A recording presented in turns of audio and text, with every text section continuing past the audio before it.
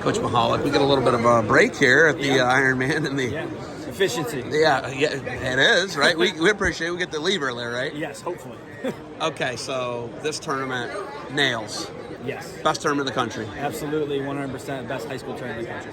What are you looking for when you're looking out on the mat? You're looking guys in the stands. When you're recruiting somebody at the Ironman, what are you looking for? I think there's a few things. Right now, this morning, it's definitely backside warriors, man. Those guys that were, trying to win it, maybe got upset. Like, how do they come back? So it's really interesting to me to see that, because sometimes kids aren't very good at coming back, especially after a second day weigh-in.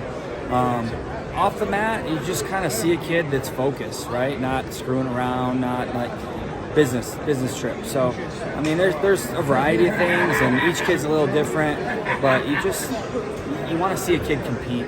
Honestly, hard, no matter who he is, whether he's winning or he's losing, he goes out and throws the kitchen sink at people. So you guys got a wide open style. You got guys that wrestle really hard. Mm-hmm. Hannah is one of my favorite guys to watch. Yeah. Right? 41, right? Yep. That guy's fun to watch. Moulton's fun to watch. Yeah. Obviously, I'm a Hopkins brother fan. I like those guys. Course. Those guys wrestle hard, though. You know, and that's the style you guys are looking for. Tervel Delagnev kept talking about guys shooting their shots. Mm-hmm. High volume. You guys want guys that attack. Absolutely. I mean, it's interesting to see, because it's hard to teach. It's hard to teach a kid who's a pick my shot kind of thing to pick up his volume, trust his setups, trust his conditioning, and just go get it.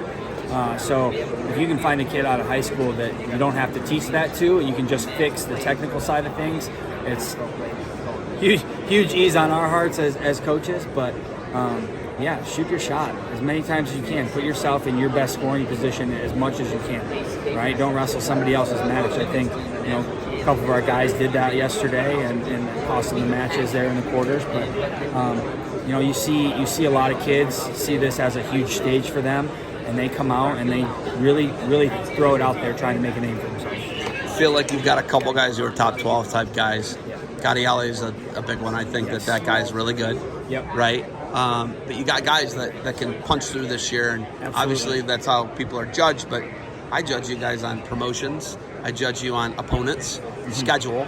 Yeah. I mean, I judge you guys on a lot of things, but nobody wrestles for a non-Power 5 school a tougher schedule. No. Yeah. With bigger events. You guys make everything an event if it's in your power. Yep. I like that. I'm a big fan of that. Right? Yeah. How important is that, making an event and getting eyeballs on you? I mean, it's nice. It's nice for our guys, for our university, get out in the spotlight a little bit. Schedule-wise, like, we want to put our guys through the fire, right? SoCon schedule, a little bit lighter, spread out, pretty good. So we need to test them early. We can't test them late, because we're not in the Big 10, we're not in the Big 12, we're not in the IWA, where they're going to get naturally those conference tests. It's a lot less tests in the SoCon, and so we have to test them early, really test how tough they are mentally, taking a few losses in a row if it happens to be. But yeah, it's good for us. The events, honestly, it's fun, right? Making events, making the guys. It's about the student-athlete experience. If they're going to an Army base and wrestling in a hangar on UFC Fight Pass, that's great.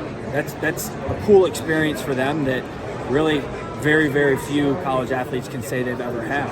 And that's what, for us, it's all about, is making this college wrestling experience great for our athletes. All right, the state of Michigan, their athletic association. I know you're not like a member or a board member or anything, but they have not come to grips with kids can travel. Kids can, it's a smaller country now. Yeah. Their old rule needs to go away. And when do you think they'll let Michigan teams in? And what would it have done for someone like you who's wrestled locally to come to something like this? I mean, for me, I think it would have been huge. I think I would have gotten recruited a lot more. But honestly, I was happy where I was. I had success. I wasn't a big recruit.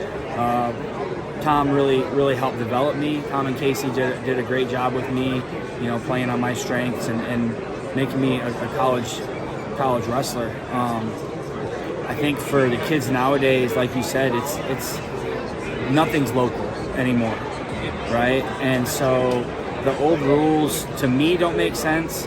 I'd like to hear somebody that's on the board that has maintained these rules and what their defense to them are, because I don't get it, right? Why do we have 5 nationally ranked high school teams in the state of Michigan and none of them can be here? Give them the choice. I hate it. Right? I don't like it. Give them the choice to come and compete against the best in the country, because I do think that it's just holding us back. All right. We got matches about to start up. Do you got anything else for me? Man, I love this tournament. I love where we're at. And I just want everybody to come out and check out wrestling, check out Campbell Wrestling.